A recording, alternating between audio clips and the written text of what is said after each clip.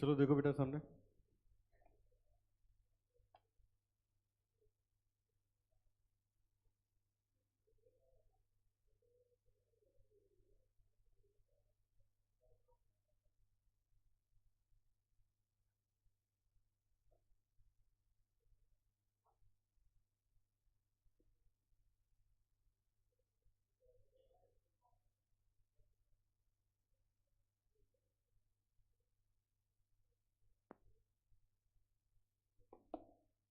हम्म, चलो देखो सामने। तो हम लोगों ने किया क्वेश्चन 3। AS 15 बेटा करना था, मुझे लगा था ये खत्म हो जाएगा, अभी इसमें थोड़ा सा है। तो अब इसको कंप्लीट कर लेते हैं, फिर 15 करेंगे। तो अब ये किया हम लोगों ने क्वेश्चन 3। चलिए एक क्वेश्चन और करेंगे, सब लोग आ जाइए। क्वेश्चन नंबर 2 पे आ जाओ। क्वेश्चन नंबर 2 पे आ जाइए।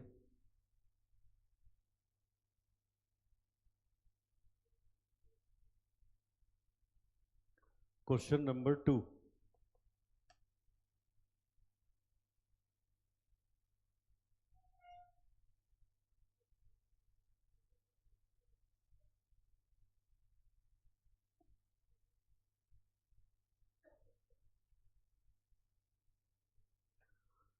चलो सामने देखिए, क्वेश्चन नंबर 2 में क्या लिखा है।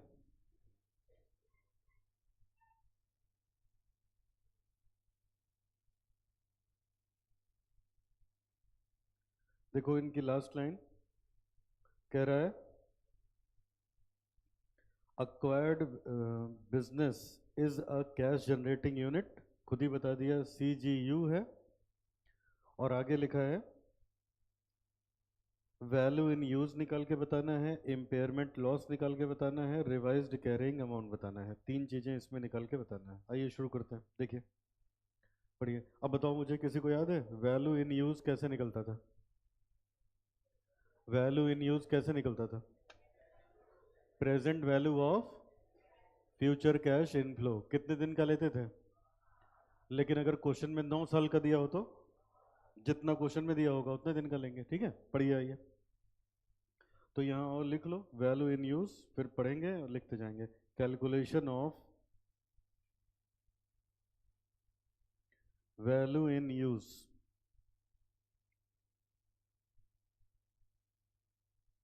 Calculation of value in use. उसमें एक तरफ लिखते थे हम लोग पीरियड, एक तरफ लिखते थे कैश फ्लो, फिर लिखते थे प्रेजेंट वैल्यू फैक्टर, और फिर लिखते थे present value of cash flow.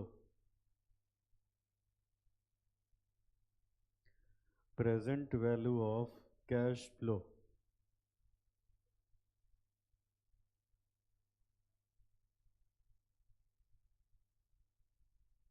ठीक है, आओ देखो स्क्रीन पे क्या लिखा है, पढ़ो सब बच्चे देखिए। A Limited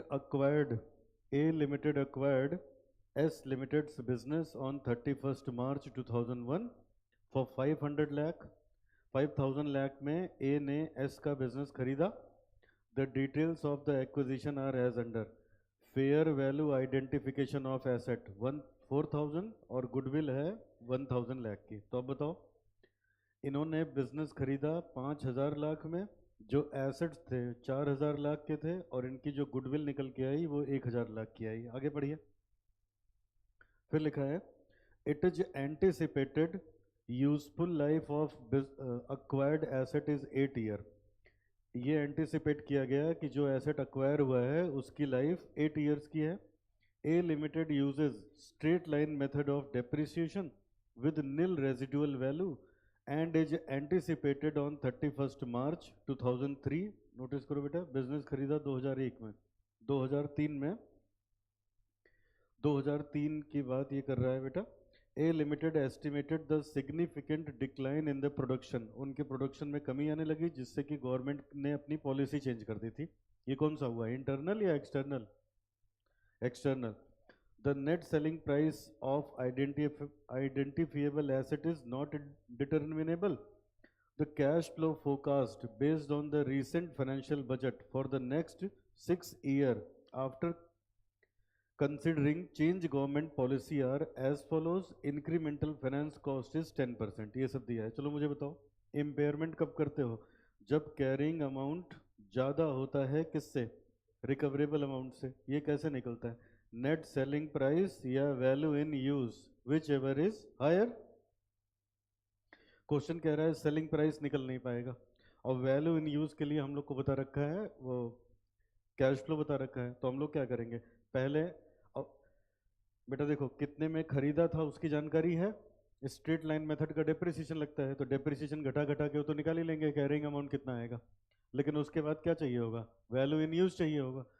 तो वैल्यू इन यूज पहले निकाल लेते हैं। ये देखो 6 साल का दे रखा है, 1 2 3 4 5 एंड 6। तो जब क्वेश्चन में 6 साल का दिया है तो 6 साल से करेंगे, और ये प्रेजेंट वैल्यू फैक्टर 10% से निकालना है। तो लिखिए, पहले ईयर लिखेंगे, 1 2 3 4 5 6। कैश फ्लो है 700, 3 साल का 500, 3 साल का। पहले 3 साल का 700, अगले 3 साल का 500।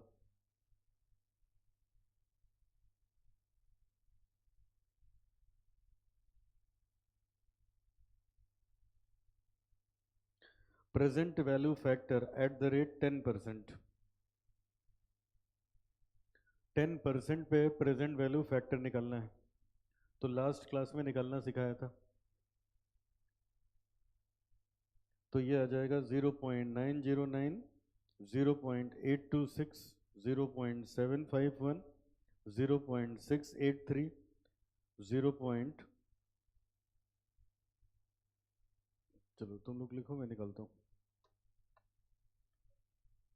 621, और उसके बाद 564। अब दोनों को मल्टीप्लाई कर लो तो आ जाएगी present value 700 into 0.909, 636.30,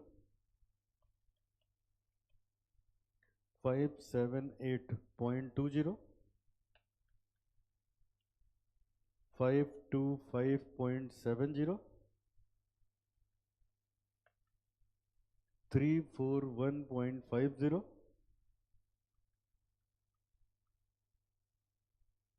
310.50, 282।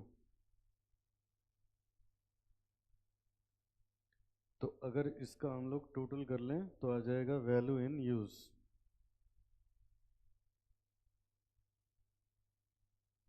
636.3 plus 578.2 plus 525.7 plus 341.5 plus 3110.5 plus 282, 2674.20।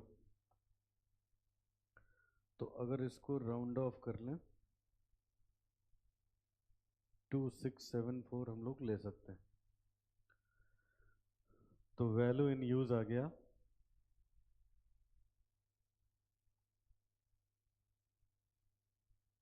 Value in use आ गया।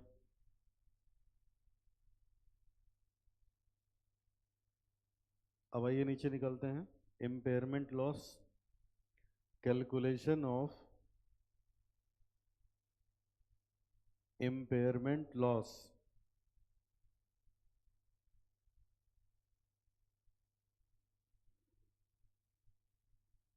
कैलकुलेशन ऑफ इम्पेयरमेंट लॉस तो कैसे निकलेगा?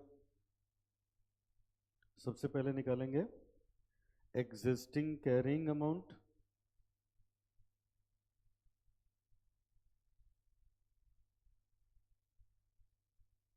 Existing carrying amount.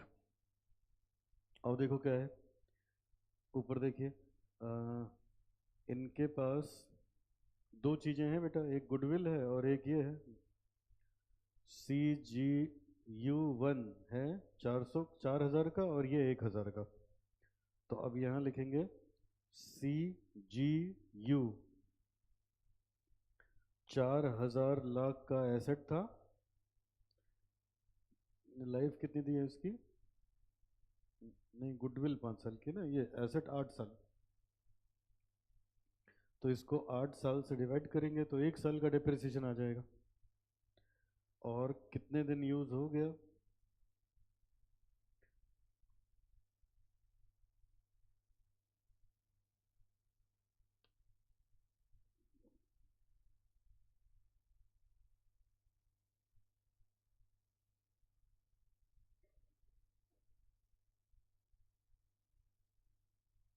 छः साल बाद का कैरिंग अमाउंट चाहिए। 6 साल बाद क्यों बेटा? कैश फ्लो कितने दिन का दिया है? 6 साल का। तो अब देखो ये कितना आएगा, 3,000 लाख। अब गुडविल का ऐसे देखो, गुडविल 1,000 लाख की थी और इसकी लाइफ ही होती है 5 साल की। 5 साल की।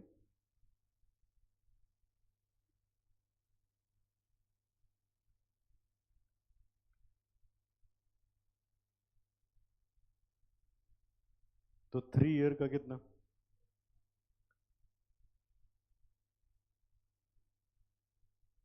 अब अगर हम इसका करें टोटल,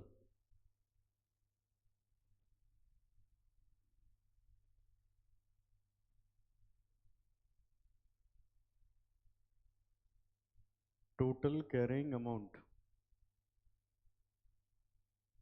तो ये आ जाएगा टोटल कैरिंग अमाउंट आ गया 3,600 लाख।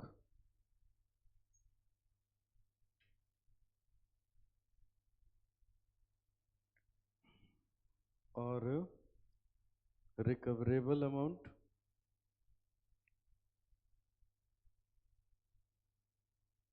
लिया जाएगा वही वैल्यू इन यूज, और ये निकाल चुके हैं हम लोग 2,674 लाख। इन दोनों का जो डिफरेंस होगा वो हो गया इम्पेयरमेंट।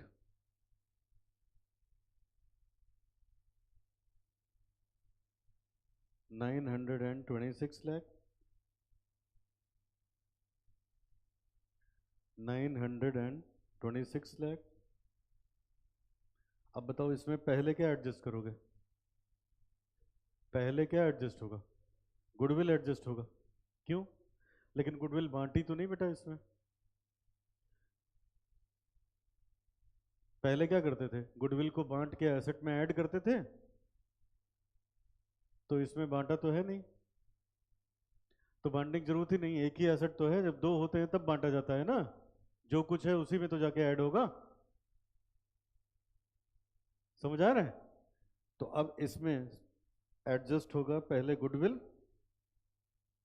लॉस ऑफ गुडविल 600 का।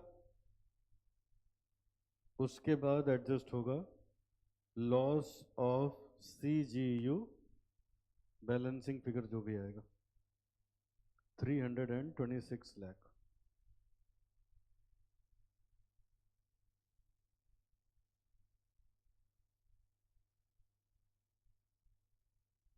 और अब निकालेंगे रिवाइज्ड कैरिंग अमाउंट।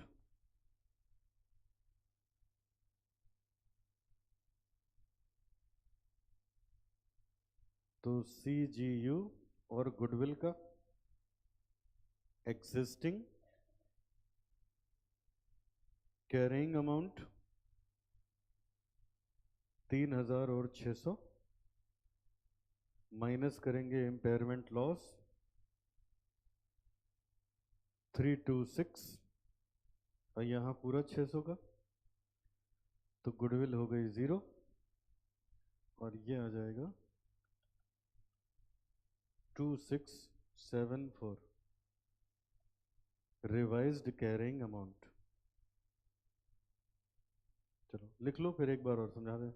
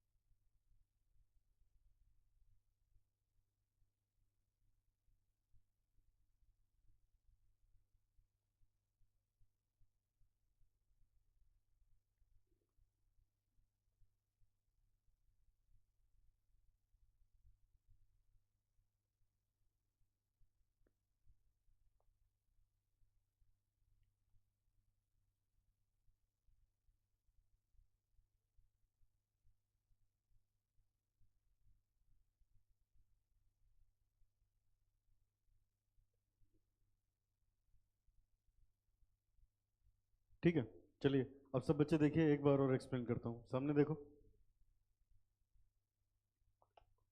सारा क्वेश्चन एक बार और देख लीजिए। देखो बेटा क्या है क्वेश्चन में, जरा इधर देखो।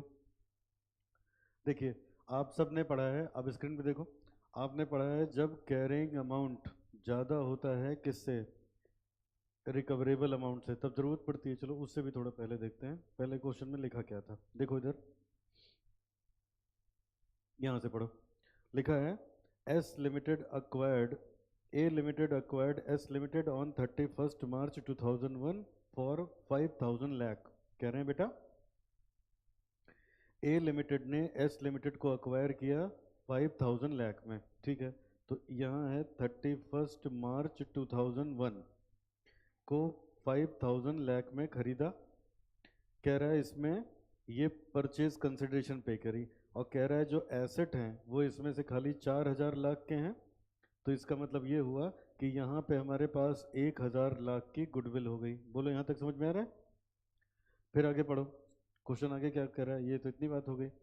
अब कह रहे हैं it is the anticipated useful life of acquired asset is 8 year. ये जो एसेट हमने खरीदा है 1 2 3 4 5 6 7 एंड 8, 8 साल ये चलेगा, 8 साल चलेगा, ठीक है। तो 8 साल जरा हम लोग यहाँ पे लिख लेते हैं। तो देखो अब इससे पहले बेटा अगर ये 31 मार्च 2001 है तो इसका मतलब ये क्या होगा, 2000 2001, ये वाला ईयर क्या रहा होगा, 2000 2001। तो ये वाला 1 2 2 3 3 4 और 5 4 5 5 6 6 7 7 8 और 8 9, यही तो हुआ ना 9 साल। अच्छा इतने दिन चलेगा, आगे बढ़िए। अब कह रहा है A limited uses straight line method of depreciation with nil residual value anticipated on 31 March 2003। तो ये देखो बेटा ये 31 मार्च 2001 था, तो ये 2002 होगा, और ये वाला क्या होगा 2003 होगा। ये वाला 31 मार्च, ये जो था 31 मार्च 2001 था, तो ये हो जाएगा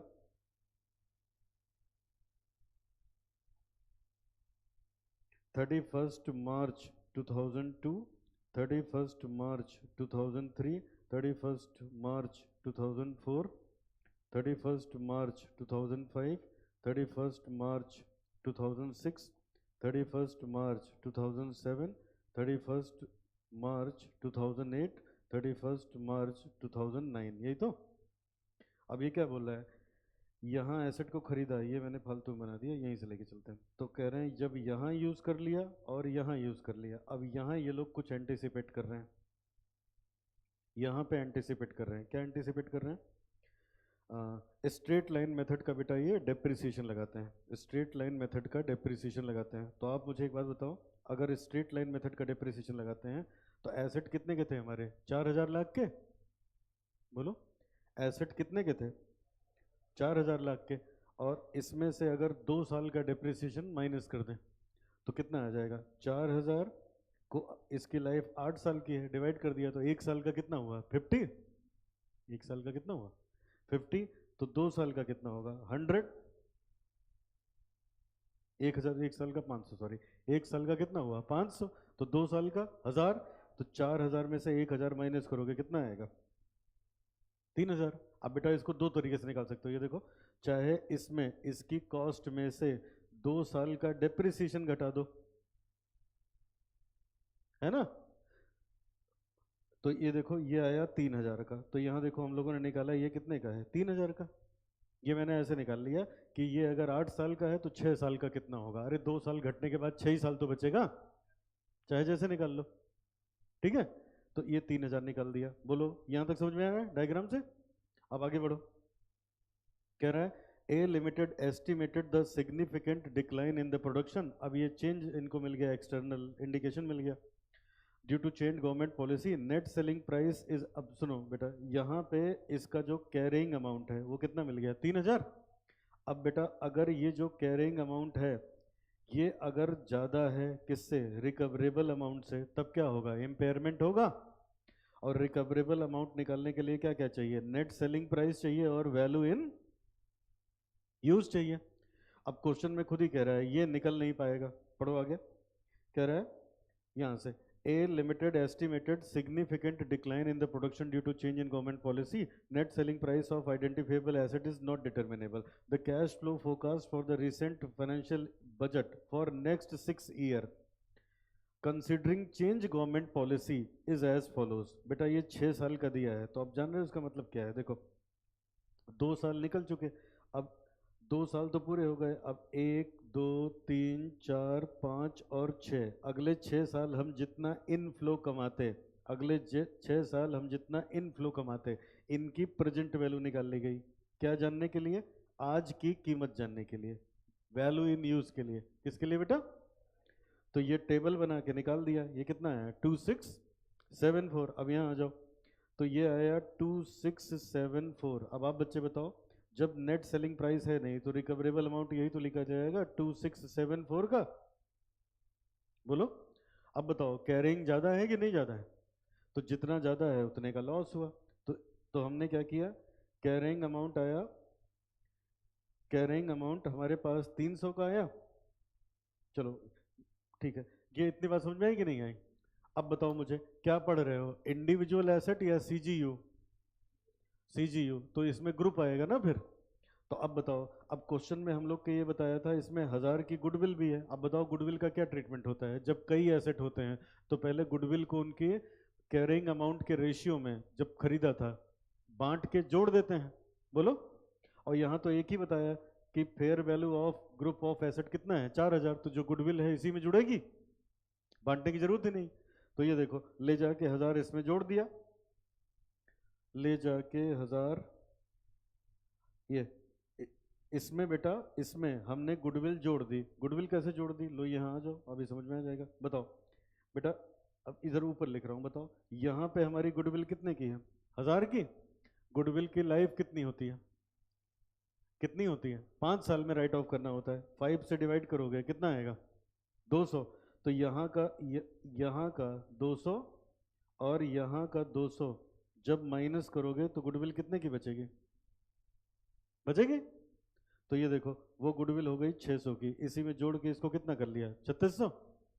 और रिकवरेबल अमाउंट पहले निकाल चुके हैं 2674 का, दोनों का डिफरेंस कितना आ गया 926। और इसका मतलब डिफरेंस, तो इम्पेयरमेंट लॉस इतने का हुआ। और मैंने क्या पढ़ाया था अभी थोड़ी देर पहले, ये वाले क्वेश्चंस किए नहीं थे? ये पहले किसको एडजस्ट करोगे? गुडविल को, उसके बाद इम्पेयरमेंट लॉस एसेट में जाएगा। तो ये जो मेरे पास आया 926 का, उसमें से 600 पहले गुडविल में एडजस्ट हो गया, तो गुडविल में एडजस्ट होते ही गुडविल कितनी हो गई 0, और जो बच गया वो एसेट पे। बोलो अब समझ में आ गया? तो इस तरीके से बेटा ये क्वेश्चन हुआ। आओ एक क्वेश्चन और करते हैं, क्वेश्चन 4, फटाफट आइए। Question 4, question number 4।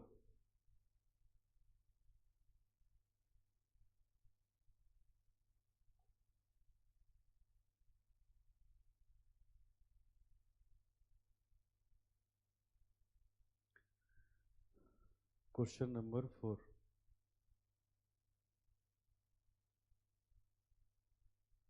पढ़ो क्या लिखा है। देखिए यहां लिखा है क्वेश्चन नंबर 4 में, question number 4,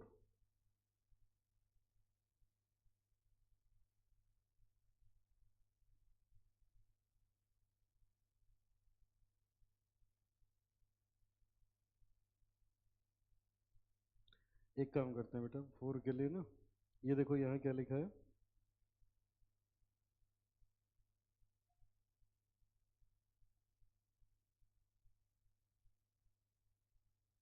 at the end of the 4 A makes significant losses, its recoverable amount is estimated to be this, carrying amount is as given। और केस 2 में लिखा है goodwill can not be allocated on reasonable basis, तो ये दूसरा case है। और पहले इतना हम लोग करेंगे, चलिए शुरू करिए। यहाँ लिखेंगे calculation of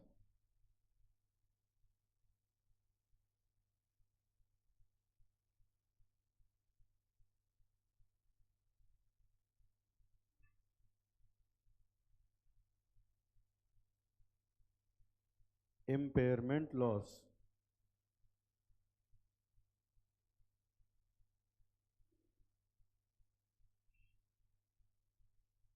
calculation of impairment loss.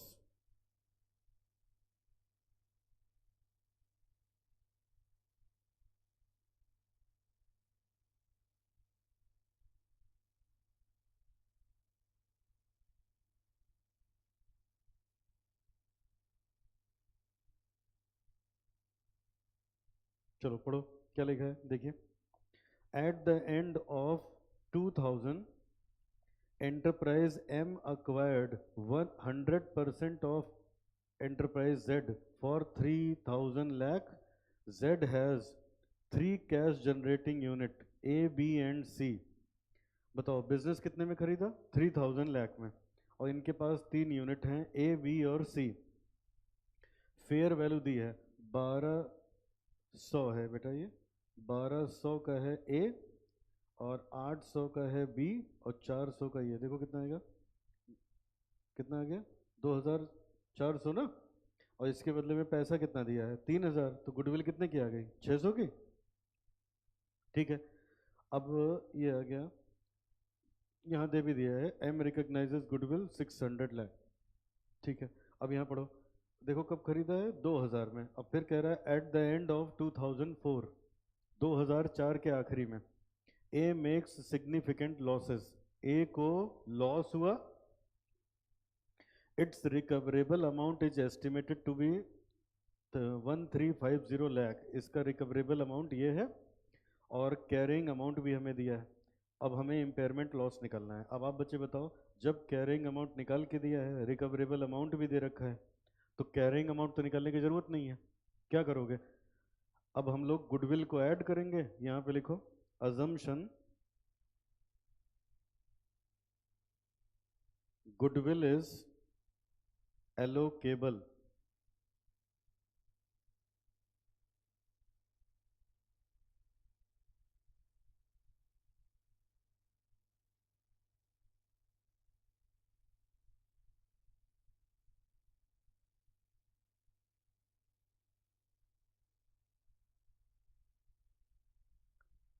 Goodwill is allocable, जब गुडविल एलोकेबल होती है तो हम लोग ऐसे लिखते हैं, एक ए, एक बी और एक सी। पहले लिखेंगे कैरिंग अमाउंट, क्वेश्चन में दिया है ए का, देखो जरा ए का है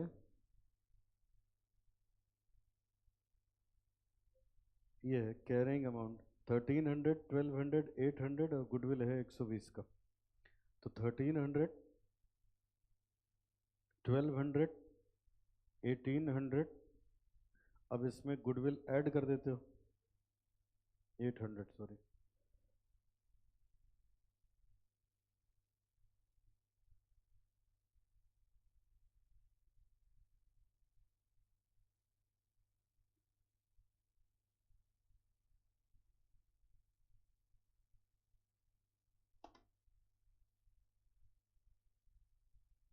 अब इसमें गुडविल ऐड करोगे, तो गुडविल क्वेश्चन में दे रखी है कितने की 120 की, जरा बांट दो इसको 1200, क्या रेशियो इनका, जब खरीदा था तो किस रेशियो में थे 1200, 800 और 400 के रेशियो में बांट दो, 1200, 800, 400 के रेशियो में बांट दो।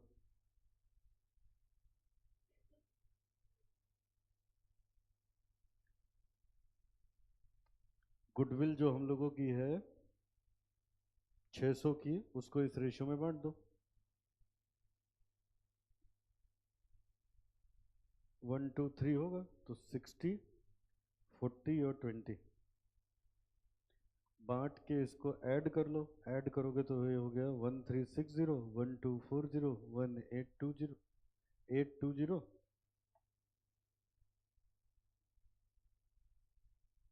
अब नीचे लिखिए, ये हो गया कैरिंग अमाउंट, ये हो गया हमारे पास। अब यहाँ से एडजस्ट करो बेटा इसमें रिकवरेबल अमाउंट,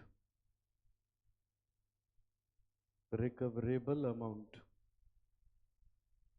स्क्रीन पे देखो जरा, रिकवरेबल अमाउंट के बारे में क्या लिखा है,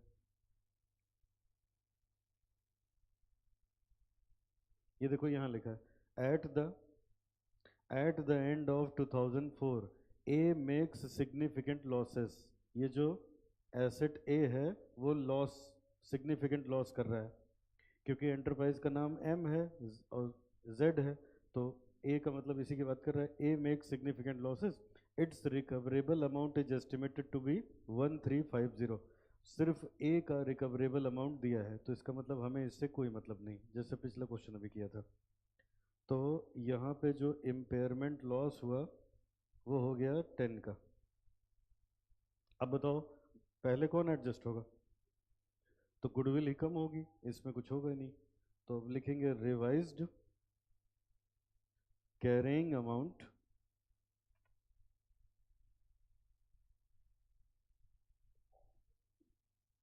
ए बी सी गुडविल।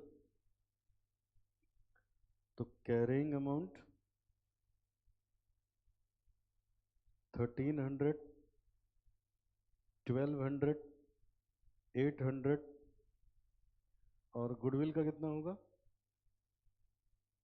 गुडविल दी भी है 120 और इसमें से माइनस कर दीजिए इम्पेयरमेंट लॉस। कहीं एडजस्ट नहीं होगा, गुडविल में ही जाके एडजस्ट होगा। रिवाइज्ड कैरिंग अमाउंट हो जाएगा 1300, 1200, 800 और 110। ये था आपका क्वेश्चन।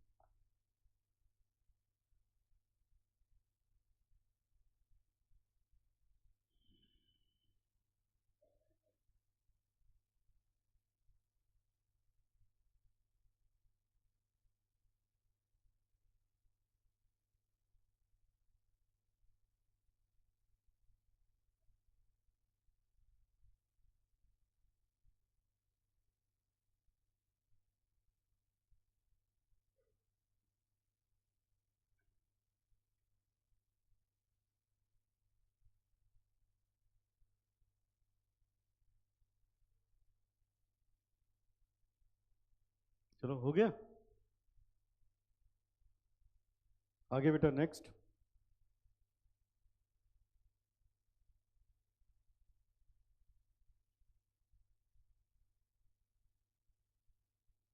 नेक्स्ट पढ़ो। अब ये देखो यहाँ पे हम लोगों ने आज सुबह वाली क्लास में शुरू किया था गुडविल। गुडविल में दो केस थे, व्हेन गुडविल इज एलोकेबल और व्हेन गुडविल इज अनएलोकेबल। तो अब ये शुरू करने जा रहे हैं, ये कंप्लीट हो गया, बॉटम अप अप्रोच हो गई। अब ये करेंगे व्हेन गुडविल इज अनएलोकेबल। देखिए केस 2, और ये जिसका छूट गया है तो मैंने लेक्चर अभी शेयर कर दिया ग्रुप पे, उसको कर लेना।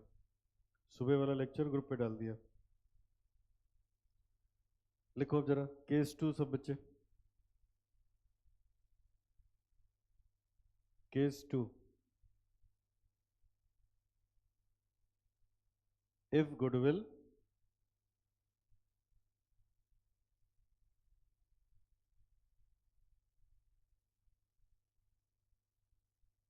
is unallocable। तो आपने पढ़ा था bottom up first, then top down approach. अगर गुडविल अनएलोकेबल है तो पहले हम लोग लगाएंगे बॉटम अप अप्रोच और उसके बाद लगेगा top down approach.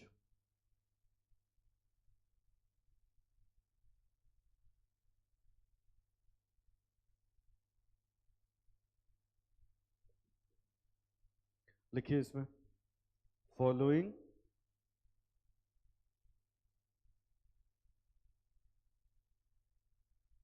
steps are applied। Following steps are applied। पहला step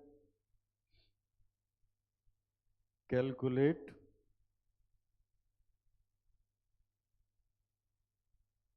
impairment loss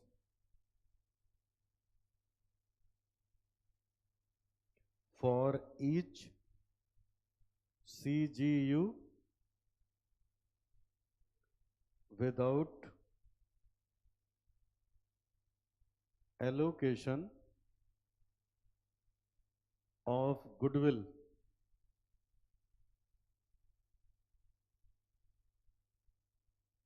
because goodwill is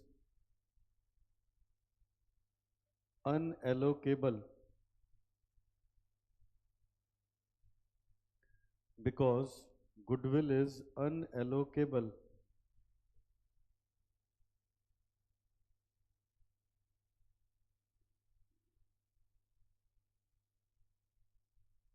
step 2 में लिखिए calculate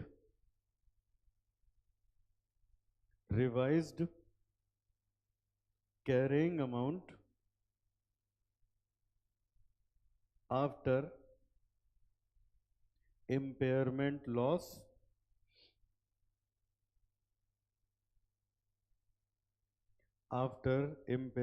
loss for each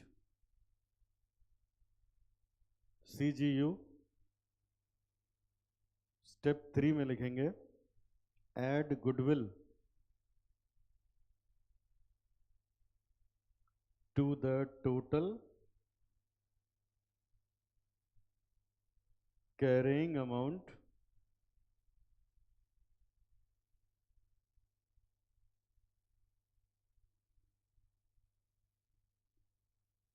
of all CGU in company's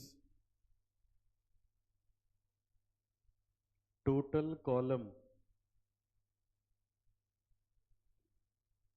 और स्टेप 4 में लिखेंगे calculate recoverable amount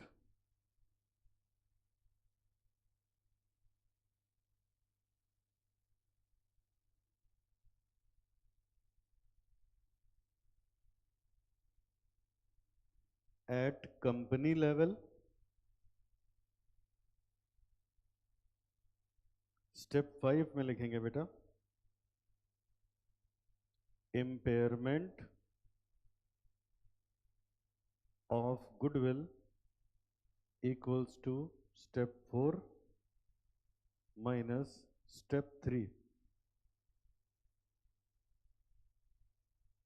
Step 4 minus step 3.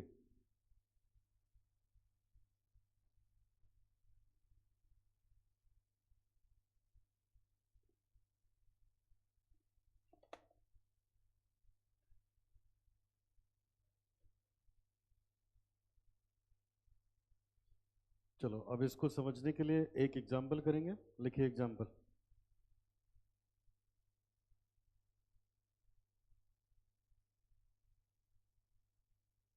A Limited acquired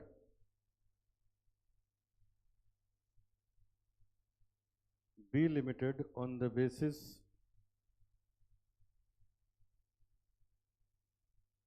of purchase consideration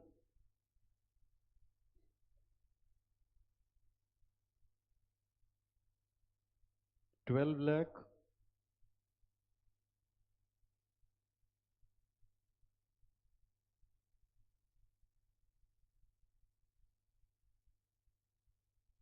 net asset acquired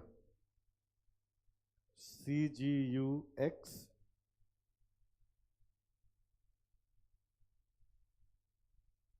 ₹4,50,000 CGUY ₹3,50,000. B point में लिखिए carrying amount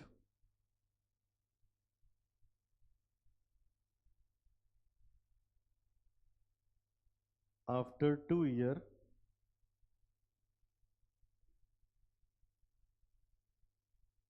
bracket में लिखिए current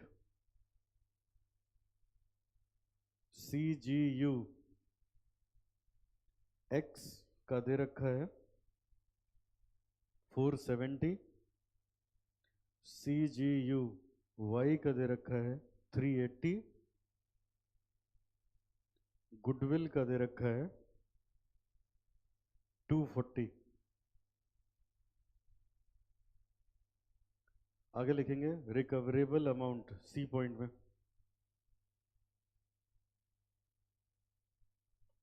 C point में लिखिए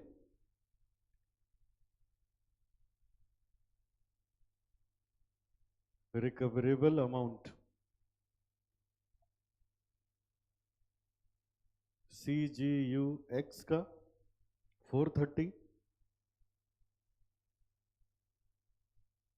CGU Y का 370,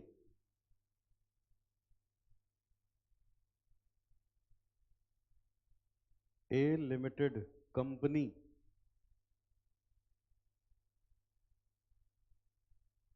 9 लाख।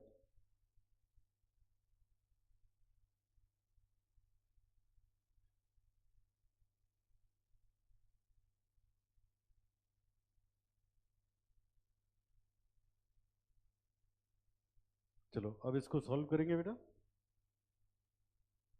सॉल्यूशन में लिखिएगा कैलकुलेशन ऑफ इम्पेयरमेंट लॉस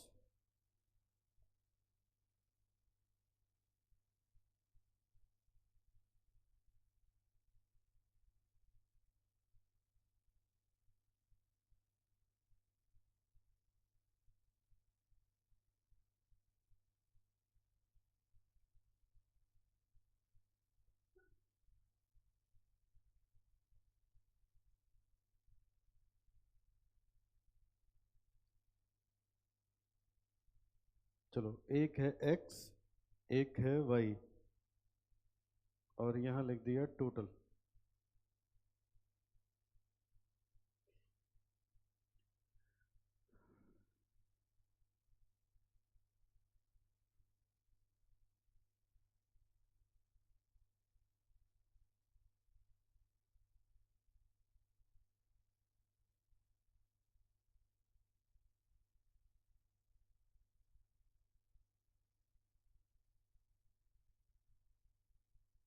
चलो सब लोग स्क्रीन पे देखो, सामने देखो बेटा। देखो अब क्या होगा, यहाँ देखिए पहले पुराना रिवाइज करो तब समझ में आएगा। अब बताओ, जब पहले हम लोग क्वेश्चन लगाते थे तो क्या करते थे, गुडविल थी एलोकेबल और पेपर में अगर कुछ नहीं कहा होगा तो हम लोग मान के चलेंगे कि एलोकेबल है। तो कैसे करेंगे, देखिए सबसे पहले हम लोग ऐसे करते थे, पीसी में से बिजनेस माइनस करते थे अक्वायर्ड, तो क्या निकल के आता था, गुडविल। अब जरा ये वाला एग्जांपल देखो, तो इसमें भी देखो क्या है, परचेज कंसिडरेशन 12 लाख का है और एसेट मिला है 4,50,000 का, 3,50,000 का, तो इसको तो जोड़ने पे 8 लाख ही हो रहा है। तो इसका मतलब 12 लाख में से 8 लाख माइनस करोगे तो 4 लाख का क्या आएगा, गुडविल। फिर देखो दोबारा, उसके बाद हम लोग अगला स्टेप करते थे, यहाँ आते थे। अब हम लोग ऐसे करते थे, जो भी हमारे एसेट हैं उसमें हम लोग गुडविल को ऐड कर लेते थे। किसको ऐड करते थे, गुडविल को ऐड कर देते थे। खूब ध्यान से मेरी बात सुनना। अब देखो बेटा क्या था, गुडविल एलोकेबल थी, क्या बोला मैंने, एलोकेबल थी। एलोकेबल का मतलब गुडविल को आप कनेक्ट कर सकते थे, एक्स को कितना फायदा दे रही है, वाई को कितना फायदा दे रही है। अब गुडविल हो गई अनएलोकेबल, तो ये अलग अलग जुड़ नहीं पाएगा। क्या होगा, अलग अलग नहीं जुड़ पाएगा। हमको ये तो पता है कि हमारे कंपनी की गुडविल इतनी है, लेकिन ये नहीं पता है इस एसेट से इतना फायदा हो रहा है, इस एसेट को इतना फायदा हो रहा है गुडविल की वजह से, तो गुडविल हो गई अनएलोकेबल। तो क्या करेंगे, तो आइए देखिए एक एक करके स्टेप आगे बढ़ाते हैं। सवाल लिखिए सामने, सबसे पहले लिखिए carrying amount. Carrying amount question में दिया है, देखो एक्स का है 470, 380,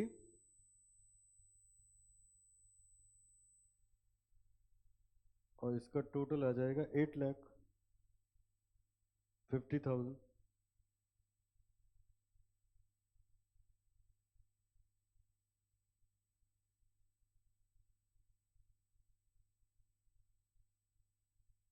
ठीक है, अब इधर देखो, थोड़ा और अच्छे से बताता हूँ, सामने देखो सब लोग,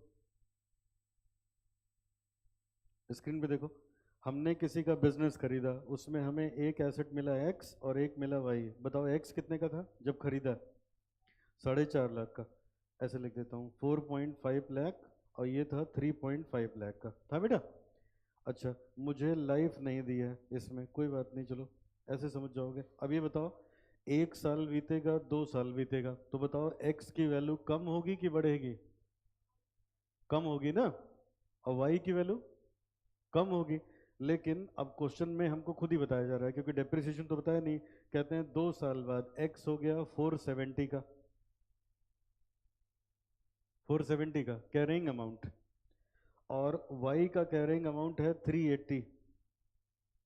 ये कैरिंग अमाउंट है, और रिकवरेबल अमाउंट बताया गया 430 और 370।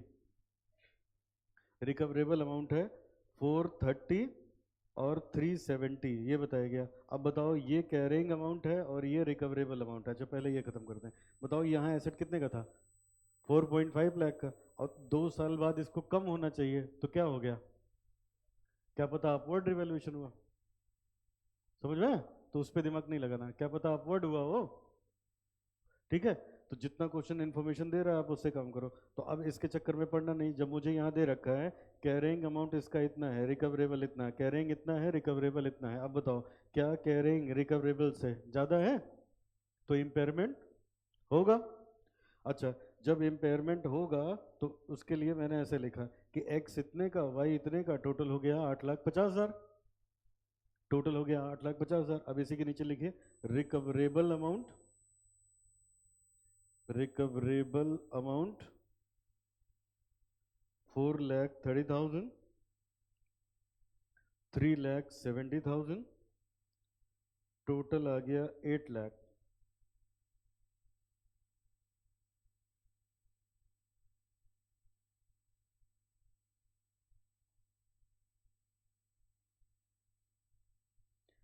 अब अगर माइनस करेंगे तो आ जाएगा इम्पेयरमेंट लॉस। वहां पहले हम लोग गुडविल को बांटने के चक्कर में पड़ते थे, अभी बांटना नहीं है, अभी डायरेक्ट हमने लिख दिया। चलो बताओ कितना आएगा डिफरेंस पहले का?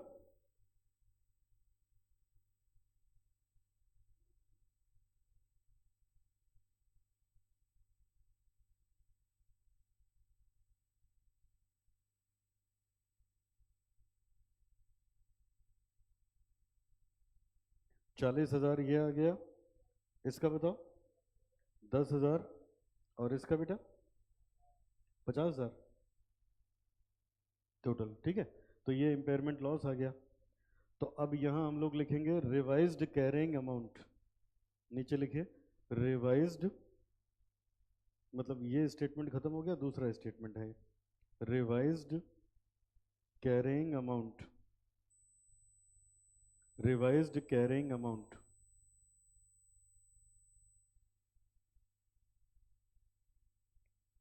अब बताओ, हमारा कैरिंग अमाउंट 470 का था, लेकिन रिकवरेबल 430 का था, तो अगर हम 40,000 कम कर देंगे तो रिवाइज इसका कितना हो जाएगा? 430 हो जाएगा, इसका 370 हो जाएगा, टोटल हो जाएगा 8 लाख।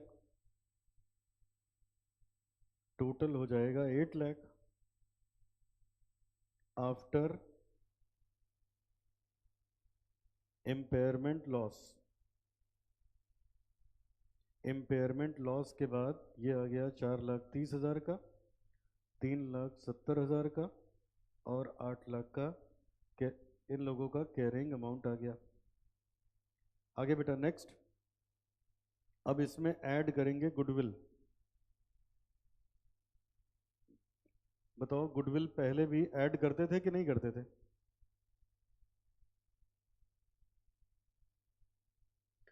बोलो सब लोग, पहले गुडविल ऐड करते थे कि नहीं ऐड करते थे? किस में ऐड करते थे, टोटल में या इंडिविजुअल एसेट में? बोलो सब लोग, टोटल में या इंडिविजुअल एसेट में? क्यों इंडिविजुअल में? क्योंकि गुडविल एलोकेबल थी। कैसी थी? अभी कैसी है? तो न इसमें न इसमें, सीधा इसी में टोटल जुड़ेगा। समझ आया? क्योंकि गुडविल एलोकेबल नहीं है। अब कितने की गुडविल थी जरा देखो, 240। ऐड करो इसमें, 2,40,000 ऐड कर दिया। अब ये निकल के आ जाएगा हम लोगों के पास 4,30,000। या रुको, अभी टोटल मत लगाओ, इतना पहले लिखो तो बताएं। गुडविल हमने ऐड कर दिया। अब देखो ऐसे लिखेंगे, total carrying amount, total carrying amount. बेटा बता दो एक बार फिर से, गुडविल कैसी है, एलोकेबल की अनएलोकेबल? तो इंडिविजुअल एसेट का आइडेंटिटी ही नहीं है, ठीक है। अब ना इसका टोटल लगेगा ना इसका, हमें इसी से मतलब है। 8 लाख के टोटल एसेट थे और 240 की गुडविल जुड़ गई, तो ये कितने का हो गया? 10,40,000। ये हो गया 10,40,000। अब इसी के नीचे लिखो रिकवरेबल अमाउंट,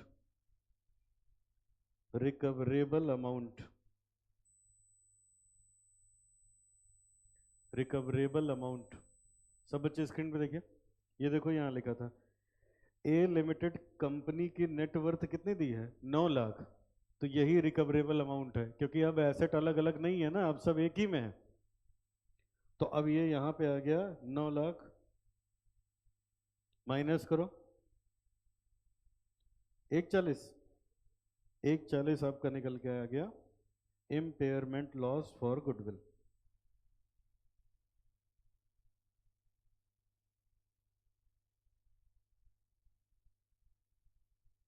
और अगर मान लो गुडविल की वैल्यू लिखनी हो तो लिखेंगे रिवाइज्ड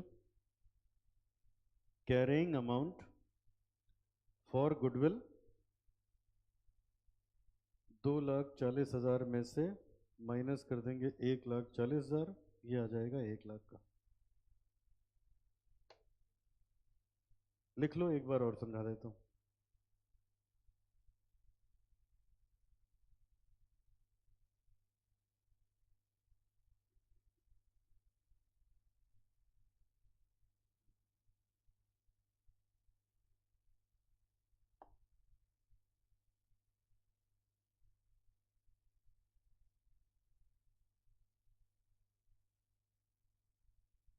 हो गया?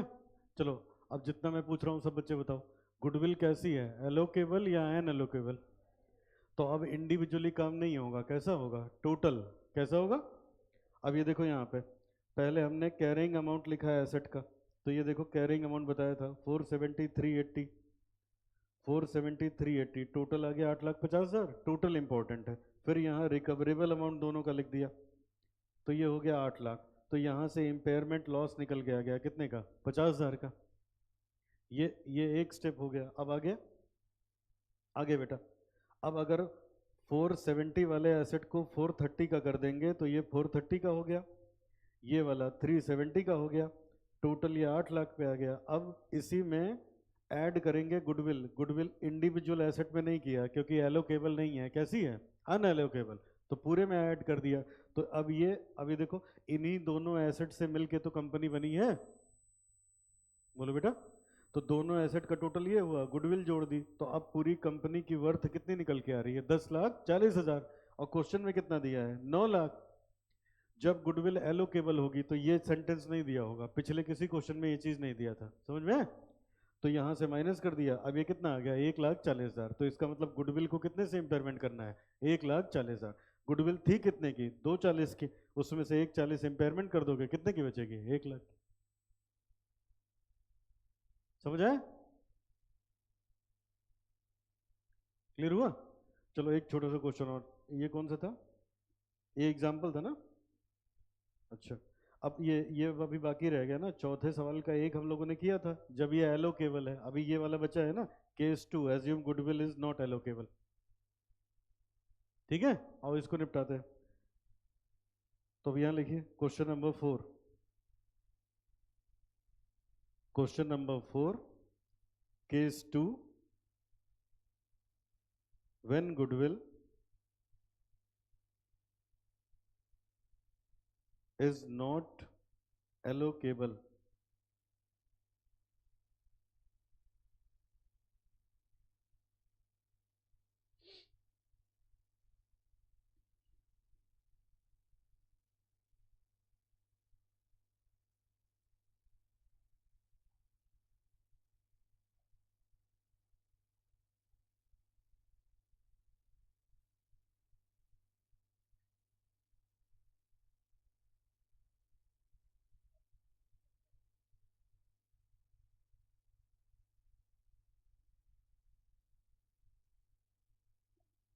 चलो अब ये देखो क्वेश्चन 4 एक बार कर चुके हो, जरा यही देख लो।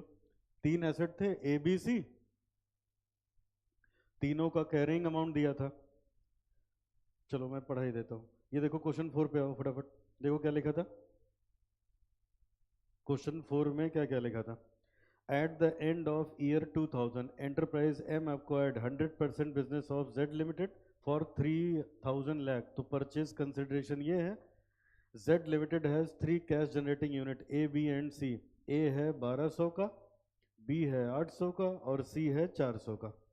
ठीक है, कब खरीदा? 2000 की बात है ये। फिर आगे तो गुडविल 600 का दिया था। अब लिखा है एट द एंड ऑफ 2004, 2004 की बात बताइए क्या।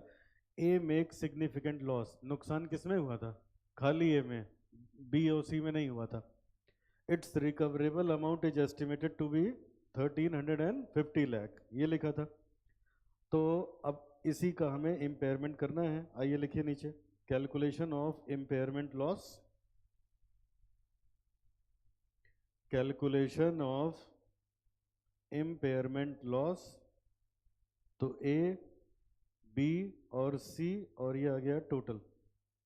पहले लिखेंगे कैरिंग अमाउंट, कैरिंग अमाउंट अपना क्वेश्चन चेक करिए, नीचे लिखा है कैरिंग अमाउंट। ए का है 1300, 1200 बी का और 800 सी का। 1300, 1200, 800, टोटल आ गया 3300। नीचे लिखे रिकवरेबल अमाउंट। ए का खाली क्वेश्चन में दिया है 1350। तो बेटा अगर इसको हम लोग माइनस कर देंगे तो इम्पेयरमेंट लॉस आया 50 का, सिर्फ ए में। इम्पेयरमेंट लॉस आया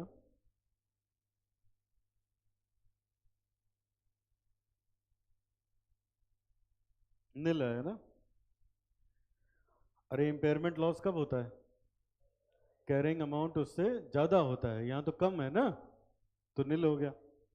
अब नीचे लिखिए रिवाइज्ड कैरिंग अमाउंट 1300, 1200, 800, 3300। अब ऐड कर देंगे गुडविल। ये जो गुडविल है वो पूरे में ऐड होगी, 120 की गुडविल है, पूरे में ऐड होगी। तो ये आ गया 3420 टोटल कैरिंग अमाउंट। अब नीचे लिखा जाएगा रिकवरेबल अमाउंट ऑफ कंपनी, ये है 3400 का।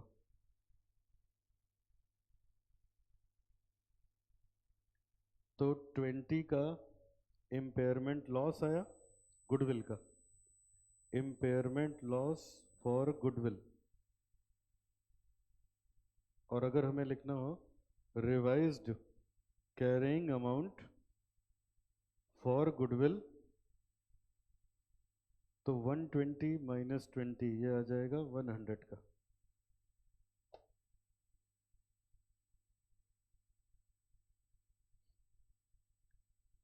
अगर गुडविल को लोगे एलोकेबल तो इंडिविजुअल एसेट में जाके ऐड होगा, अगर गुडविल को लोगे अनएलोकेबल तो इंडिविजुअल एसेट में जाके ऐड नहीं होगा, टोटल से एडजस्ट होगा।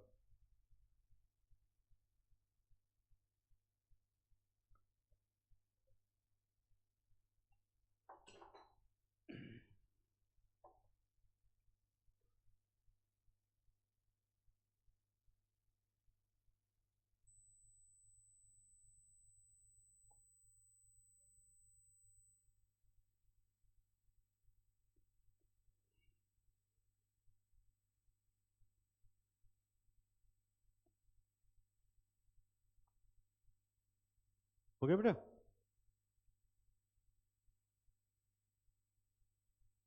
चलो अब सामने देखो सब बच्चे,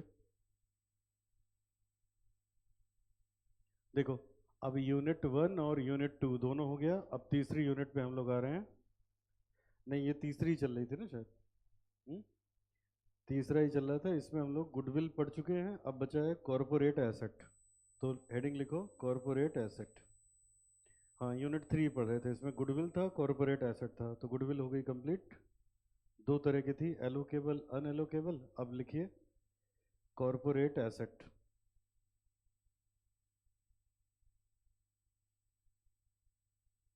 last topic,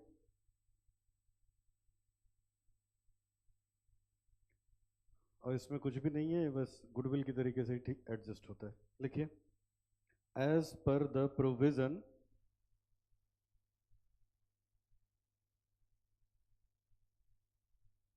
as per the provision of Accounting Standard 28, there may be some asset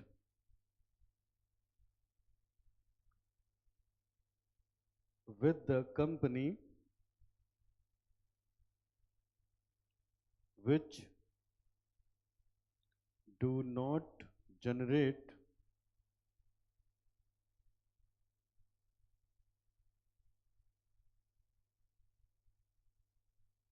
cash flow directly,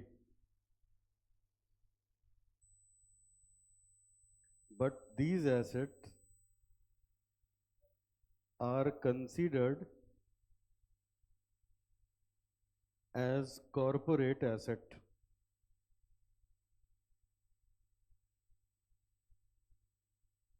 These assets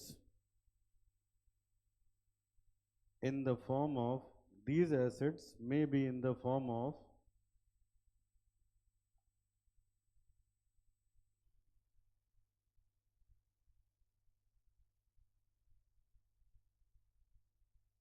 corporate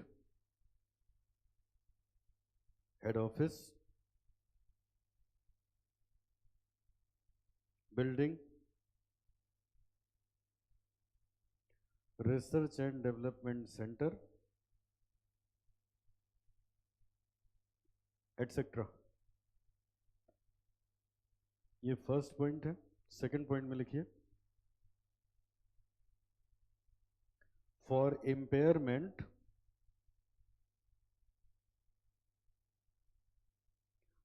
impairment test of corporate asset,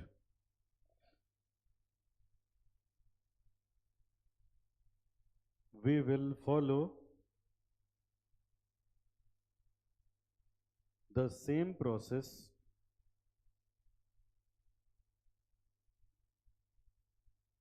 as we have discussed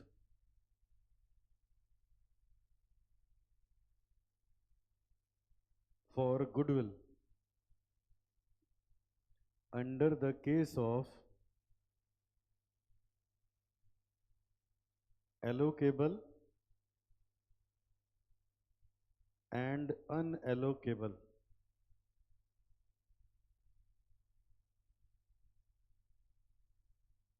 Allocable and unallocable.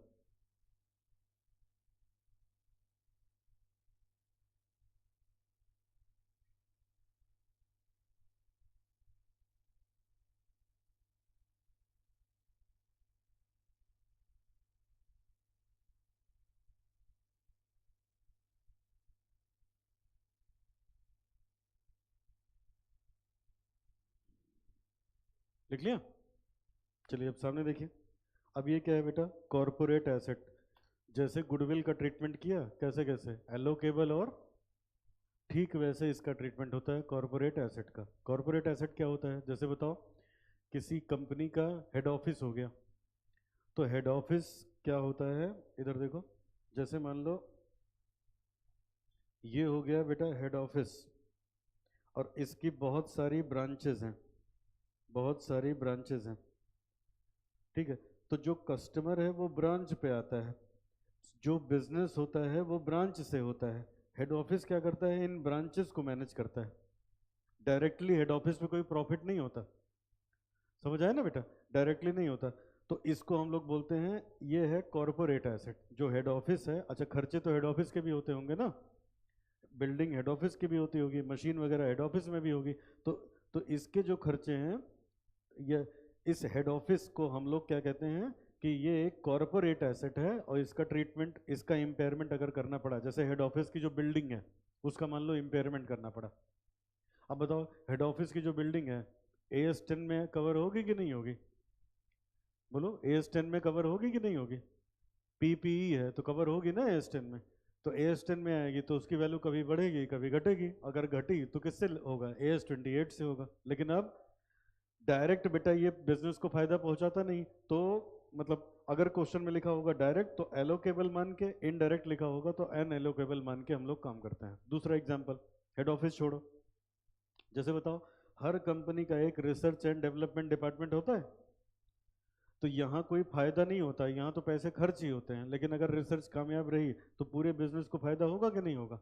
तो यहाँ की जो building है, यहाँ के जो assets हैं, अगर उनको हम इम्पेयरमेंट करेंगे तो AS28 के हिसाब से होगा। अगर वो एलोकेबल है तो जैसे गुडविल में पढ़ा वैसे एलोकेबल, और अनएलोकेबल है तो अनएलोकेबल के हिसाब से होगा। समझ में आया? आइए अब क्वेश्चन से देखते हैं। है वही गुडविल वाला ही, तो कोई चीज़ नया नहीं मिलेगा आपको। 16 क्वेश्चन पे आ जाओ। क्वेश्चन नंबर 16, लास्ट क्वेश्चन है ये, एस खत्म हो गया आपका। Question number 16,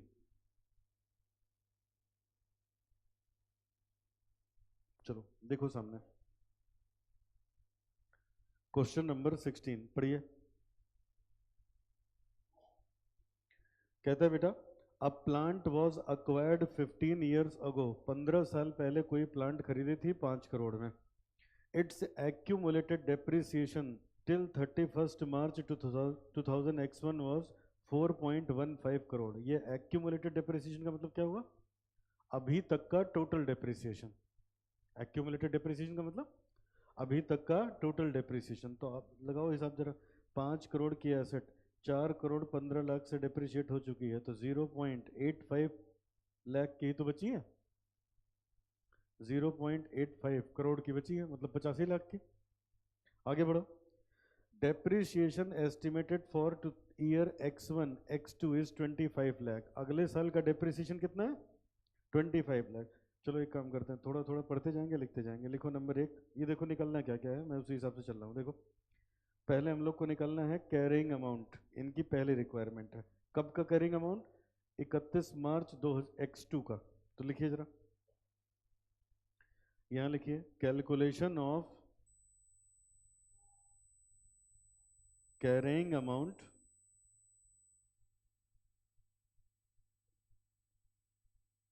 as at 31st March 2000 X2। Original cost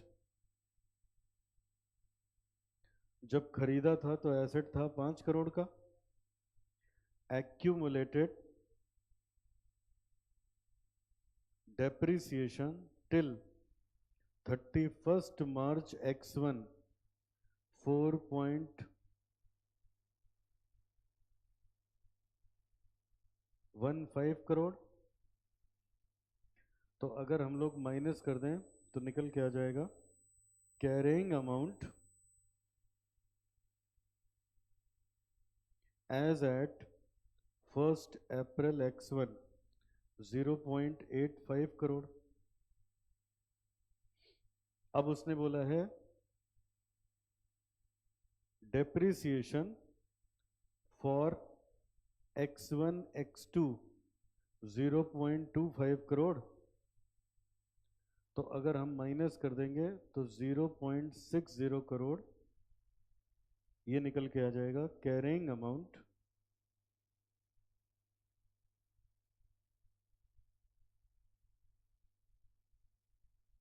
as at 31st March X2।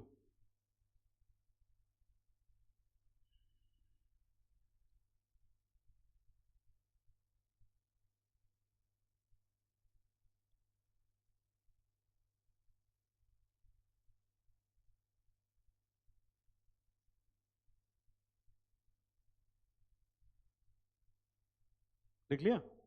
Screen पे देखिए, देखो क्या पूछा था।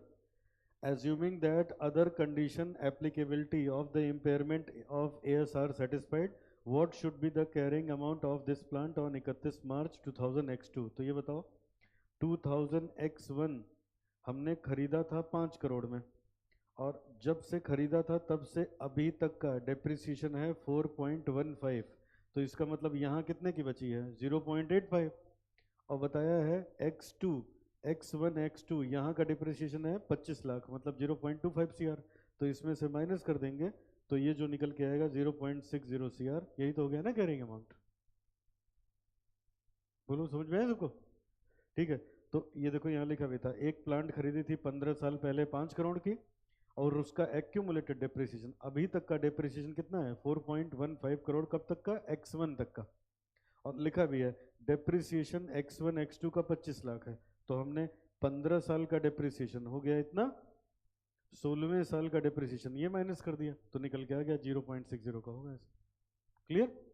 सेकंड देखो और क्या पूछा है, ये तो एक हो गया। सेकंड में कहा है बेटा how much will be amount of write off होगा for financial year 31 March 2000x2, कितना राइट ऑफ करना चाहिए वो हमें यहाँ करना है। तो आइए लिखिए नीचे second point, calculation of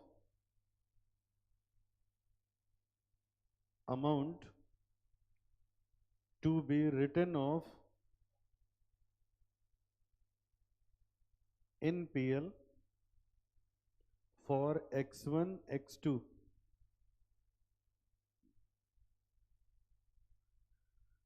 for x1 x2, तो x1 x2 में कितना राइट ऑफ करते हो बेटा, जितने का इम्पेयरमेंट होगा वही तो PL में जाएगा, तो पहले हम लोग लिखेंगे। अच्छा बताओ कैसे डिसाइड करते हो, तो पहले क्या देखते हो बेटा, कैरिंग अमाउंट ज्यादा होगा किससे, और रिकवरेबल में क्या क्या आएगा, नेट सेलिंग प्राइस, और ठीक है, तो कैरिंग अमाउंट तो आ ही चुका है, कैरिंग अमाउंट तो आ ही चुका है, अब ये दोनों निकाल लेते हैं। चलो अब निकालते हैं पहले net selling price, net selling price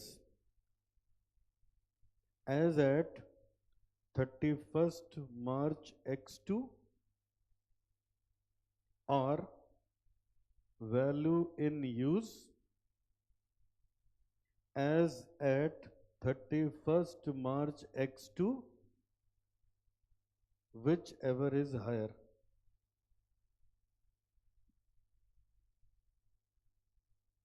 ये हो जाएगा रिकवरेबल अमाउंट।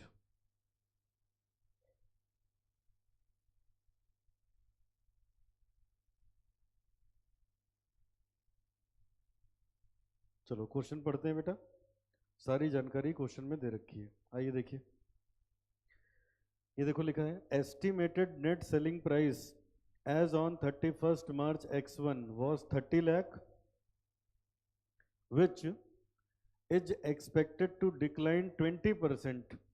बेटा बताओ कब का निकाल रहे हो, कितना राइट ऑफ करना है x2 का, और इसने कब का दिया है सेलिंग प्राइस x1 का, और कह रहा है एक साल में 20% से ये और गिर जाएगा।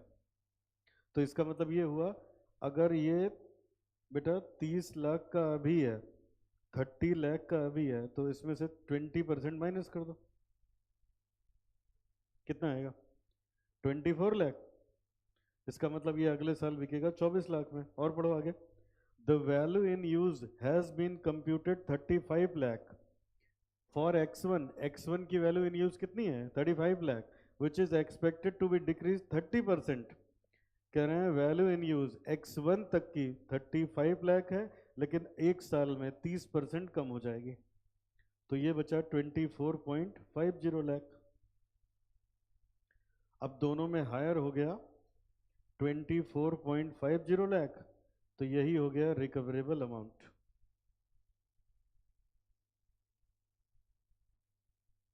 यही हो गया रिकवरेबल अमाउंट। अब देखो कैरिंग अमाउंट था 60 लाख और रिकवरेबल है 24 लाख, दोनों में ज़्यादा कौन सा है कैरिंग अमाउंट, तो अब क्या होगा इम्पेयरमेंट होगा, दोनों के बीच का जो डिफरेंस होगा। ये जो हम लोगों ने लिखा है 0.6 करोड़, इसका मतलब ये भी तो है ना 60 लाख,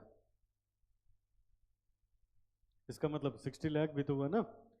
तो अब नीचे निकालो, यहाँ रिकवरेबल अमाउंट है, इसको कर लो ए। अब बी में निकालते हैं इम्पेयरमेंट।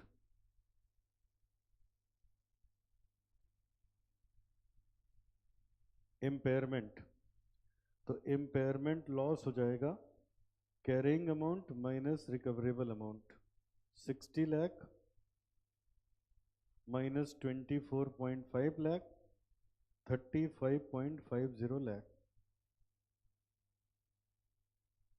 सी में amount to be written of,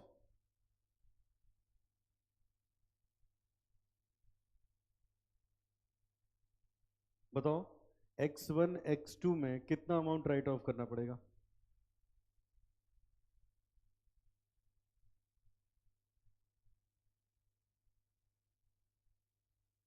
impairment loss right of करना पड़ेगा और वहां का डेप्रिसिएशन।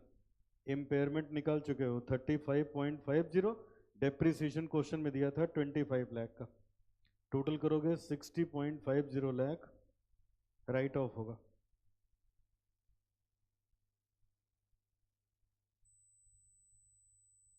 अरे डेप्रिसिएशन भी तो पीएल में जाता है, इम्पेयरमेंट भी पीएल में जाता है, तो वही पूछ रहा है।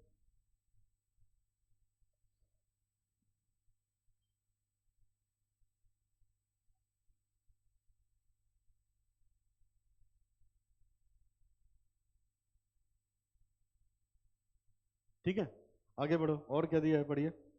फर्स्ट सेकंड हो गया, थर्ड। थर्ड में देखो क्या लिखा है।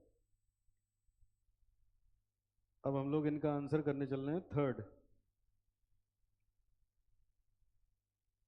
If the plant had been revalued 10 years ago, कह रहे हैं 10 साल पहले प्लांट को रिवैल्यू कर दिया था, ठीक है, and current revaluation reserve against plant is 12 lakh, 12 lakh का रिवैल्यूएशन रिजर्व इनके पास पड़ा हुआ है। How would you answer question 1 and 2 above? अच्छा, तो यहां लिखिए केस 3 में, if company has revaluation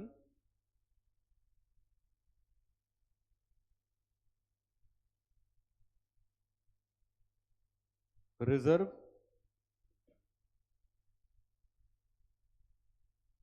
of 12 lakh।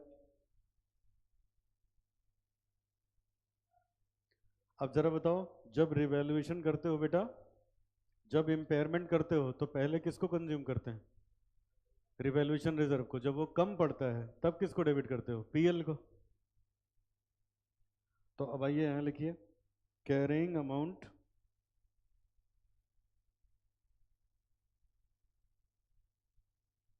Revalued. देखो अभी तक का कैरिंग अमाउंट हम लोग का आ रहा था 60 लाख का, तो 60 लाख का अभी तक का था, 12 लाख से रिवैल्यू कर दोगे तो हो जाएगा 72 लाख का। अब बी पॉइंट में अगर इम्पेयरमेंट लॉस निकालें तो ये हो जाएगा carrying amount minus recoverable amount. 72 lakh का ये है, रिकवरेबल वही रहेगा 24.5 का, तो लॉस हो गया 47.5 लाख का। अब 47.5 लाख में 12 लाख कहाँ से डेबिट होगा? 12 लाख रिवैल्यूएशन रिजर्व में, और जो बचेगा 35.5 लाख बैलेंस ये जाएगा पीएल में।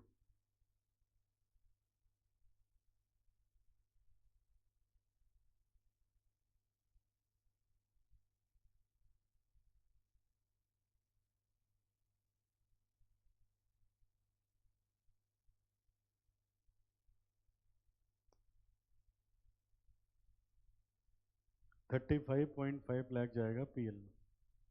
लास्ट कह रहा है if the value in use is zero. बेटा वैल्यू इन यूज कितना हो गया?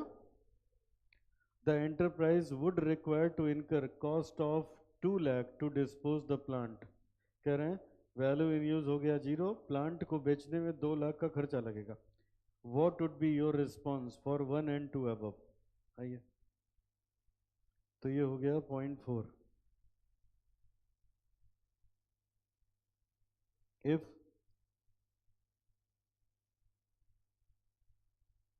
recoverable amount is 0,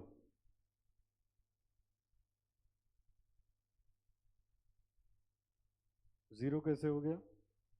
recoverable amount होता है नेट सेलिंग प्राइस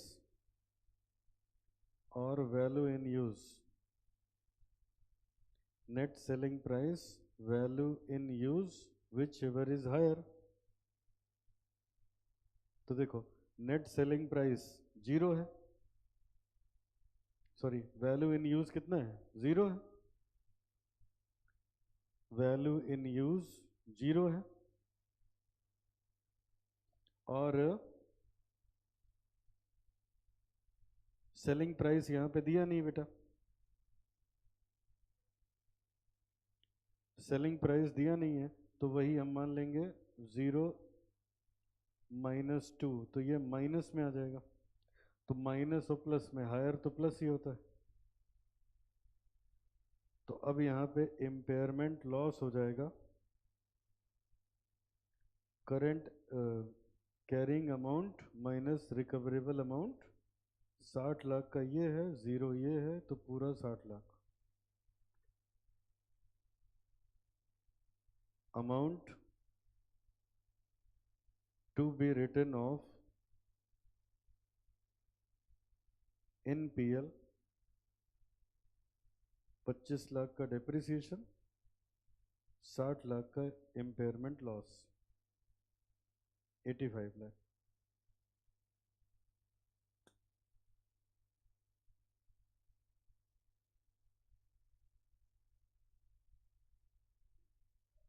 हाँ बेटा.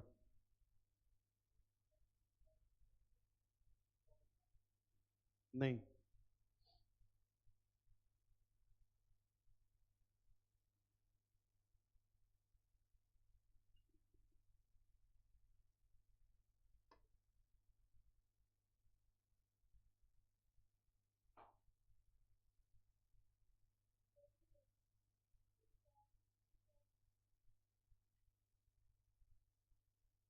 Impairment loss.